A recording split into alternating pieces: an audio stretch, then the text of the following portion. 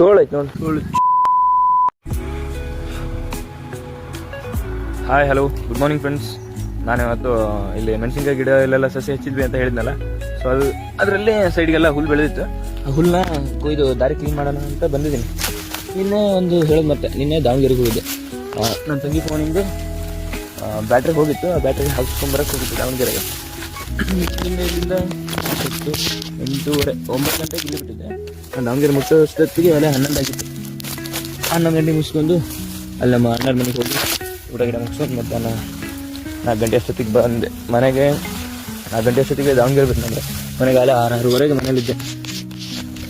ಇನ್ನೊಂದು ಕಾಮಿಡಿ ವಿಷಯ ಏನಂದರೆ ನೋಡ್ರಿ, ಕೆಂಪು ಇರ್ಬೇಕು. ಈಗೆಲ್ಲ ಎರ್ಕೆನ್ ಕಡೆ ಕುಂಟು ಇದು ತುಂಬ ಕೆಂಪು. ಏನು ಹೇಳೋಣ ನಿನ್ನೆ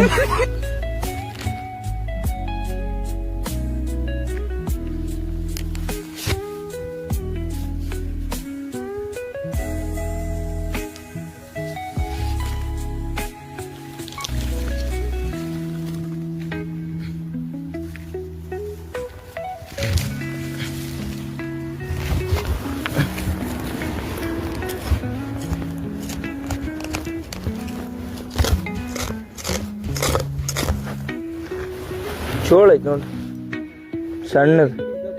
ಹಾಂ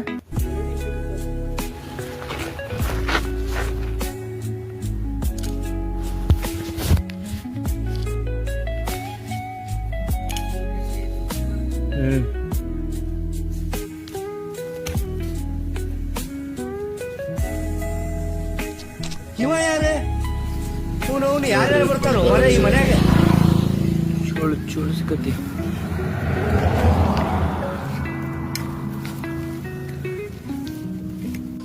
ಈಗ ಹಲಸಿನಣ್ಣಿಂದ ಒಳ್ಳೆ ಸೀಸನ್ ಅಲ್ಲ, ಹಾಗಾಗಿ ನಿನ್ನೆ ಹಲಸಿನಣ್ಣು ತಂದಿದ್ದೆ. ಸೊ ಇವತ್ತು ಹಲಸಿನಣ್ಣು ಓಪನ್ ಮಾಡಿದ್ದೀನಿ. ಸೊ ಎಲ್ಲರೂ ಸೀಸನ್ ಇರೋದ್ರಿಂದ ಎಲ್ಲರೂ ತಿನ್ನಿ ಎಂಜಾಯ್ ಮಾಡಿ. ಸಿ